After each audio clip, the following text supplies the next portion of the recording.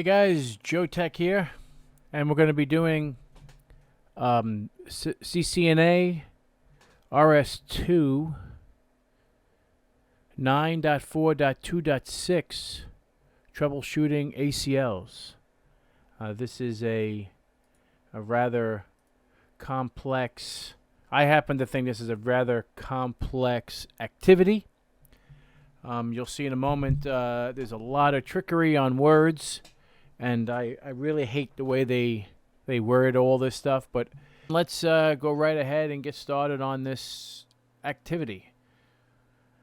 9.4.2.6. I'm going to try to explain as best as I possibly can for you guys, because obviously it's important to understand why you're doing it. I'm going to try my absolute best to do that for you. Okay. So now, let's get started on the introduction here. I mean, we have quite a few of IP addresses here and everything, and there's objectives, part 1, 2, and 3. And let me read the scenario. This network is meant to have the following 3 policies implemented, meaning that they're supposed to be. Now, this is what I don't like about how this is worded. Hosts from the 192.168.0.0/24 are unable to access any TCP service of server 3. So any server 3 is here, and any from this machine here should not access anything TCP to server 3. The next thing is hosts from, so in other words, the way that's worded is wacky. Now, are they telling me that they're not supposed to, or you're saying that they're unable, meaning because they're supposed to? So it's like kind of a trickery. I hate the way this is worded. I really do. I think it's so stupid. Just come out and tell me what you really want. Don't, make me think otherwise. It's supposed to be teaching me, not making me, more crazy. Hosts from the 10.0.0.0/8 network are unable to access the HTTP service of server 1. So this machine, L3, is unable to see server 1 that's over here. That's unable, meaning they're not supposed to see server 1. I mean, that's how it's, the way I would write it, it would be hosts from the 10 network should never have access to HTTP servers of server 1. That's how I would word it. Unable means it sounds like they're supposed to, but now they're not. I mean, come on. What the hell's wrong with Cisco? Hosts from 172.16.0.0/16 network are unable to access the FTP service of server 2. So everything from here can access here. Note, all FTP usernames and passwords are Cisco. Now, technically, I'm not going to be doing that kind of testing. This is just a solution on how to do this process. So I'm just going to go through part 1, part 2, and part 3 of the troubleshooting of the ACL issue. That's all I'm going to do. I'm not going to check with FTP and try to log into servers and whatnot. I want to get this stuff done. I don't want to make a 10-minute video into a 45 minutes. Doesn't pay. As long as you see this completion number go from a 0 to a 90, that is all that matters. in theory.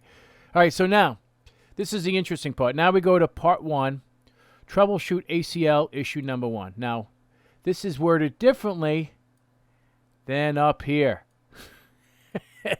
This is where it gets all screwed up, where you think one thing and then they tell you another thing. Hosts from the 192.168.0.0/24 are intentionally unable to access any TCP service of server 3, but should not be otherwise restricted. So it means that the rule to block anything in that area is correct, but then you should permit any. That's kind of sort of what it but should not be otherwise restricted. So this is telling you that you need to add that and add a line to the ACL. So let's take a look at the router real quick. Let's do, we got to go into the section where we need to be. Now let's do a show access list. So we're looking at the 192.10 network, and it says deny, and this is correct. However, we need to add another line, 20, that says permit IP any. So let's go do that now.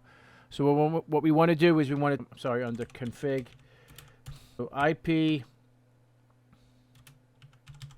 access list extended. We want to get to that. We want to actually be configuring that particular access list. So we have to enter in this information to actually be able to edit the information inside of it. So we need to get into it. So now we're physically inside of this access list. Now we're editing. It's essentially we're editing, like almost like a text editor. We're actually editing the information on here. So now we're going to add a line. So we're going to add 20. So right below 10, we go right down to line 20, and we actually type in what we want it to do. So it's permit IP any, enter. And then we hit end to come out of that command, out of that editing. And if you look carefully over to the right, you'll see the 0 went to a 30. So we're on our way. So nuts. This is a very difficult one. It took me quite a long time to understand it, what the hell I was doing. But you know what? I'm being honest with you. It's definitely, I'm coming across, I don't want you to think that I'm a guru at this. I'm here to help you and myself at the same time. I'm being honest. You know, this is how we both learn at the same time. But it took a long time to get everything down. Okay, so now we'll go to part 2. And again, written differently than up here. This is how that's why it's so important to read. They change things on the fly, which is such a pain in the ass. It's so much shit, it's ridiculous.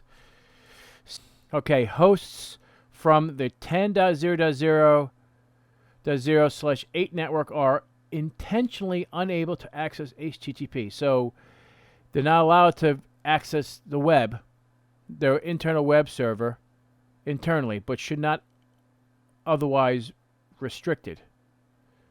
But should not be otherwise restricted. So there's another one of those very similar scenarios. However, let's take a look again. Show running config.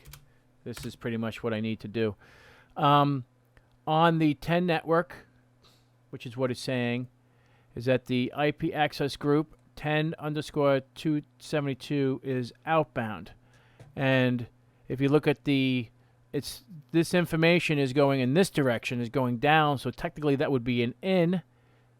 So it's restricting going in this direction, and that's the wrong direction. It should be going from the 10 network going into G00.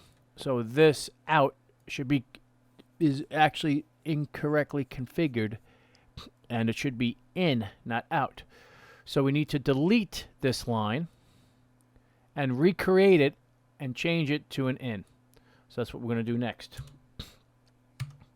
So what we need to do is obviously go into config T, and then we need to go to the interface of G0/0.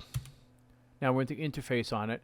Now we want to remove that particular, since there's only one access list on that particular group, it's going to automatically assume that that's what I'm going to be removing. So it's no IP